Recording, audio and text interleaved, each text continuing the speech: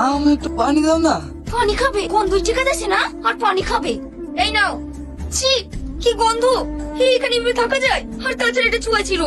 আমি এভাবে কেন থাকতে পারবো না। আমি আজকে বাপের কাছে চলে যাবো। এ তুমি কি বলছো? তুমি আমাকে এই অবস্থায় একা রেখে চলে যাবে? যাবো না তো কি করবো? তোমার জন্য তো আর আমি মরতে পারবো না। আব্বাকে ফোন করে দিয়েছি, গাড়ি পাঠিয়ে দিচ্ছি। থাকো তুমি এখানে। এই ম্যাডাম কিন্তু এদিকে চলে গেল। আর তাছাড়া এটা ছোঁয়া ছিল, কখন যে কার মধ্যে ঢুকে যাবে তার ঠিক নেই। আর আমরা এখানে থাকবো না, চল আমরা এখান থেকে চলে যাই। দেখ তোরা যাবে যা, আমি এখানে স্যারকে একা রেখে করতে যাবো না। তাছাড়া ছোঁয়াছে বলে কোনো রোগ হয় নাকি? তোর মরা শখ, তুই থাক। এই লেন্সা পানি সবাই চলে গেছে, তুমি যাওনি? না স্যার, আপনাকে একা রেখে আমি যেতে পারিনি। আচ্ছা রাকেশ, আমার একটু উপকার করবে। কি উপকার? আমার বাড়িতে একটা চিঠি লিখে দিবা? হ্যাঁ স্যার, এক্ষুনি দিচ্ছি।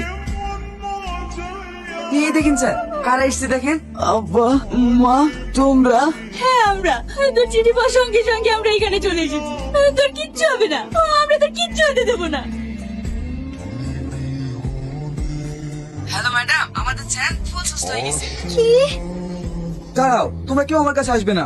কেন আজিজ? তোমরা আমার দুঃখের দিনের সাথী না, সুখের দিনের সাথী। আর যারা দুঃখের দিনের সাথী তারা এই দেখো, আমি আর এখানে এক মুহূর্ত থাকবো না। কেন? কোথায় যাবে?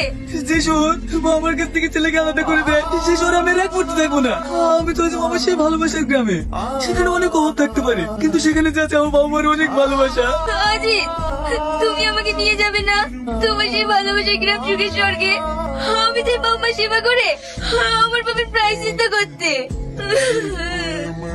না, তুমি সেখানে যেতে পারবে না। আজিজ, বৌমা যখন নিজের ভুল বুঝতে পেরেছে তখন ওকে ক্ষমা করে দে। আজ থেকে আমরা সবাই মিলে একসাথে থাকবো। আয় মা, আমার বুকে আয়। ভেতরে দূর দূর করে তাড়িয়ে দিয়েছিলি, সে আজ কেমন করে বুকে টেনে নিল। একেই বলে মা বাবার ভালোবাসা।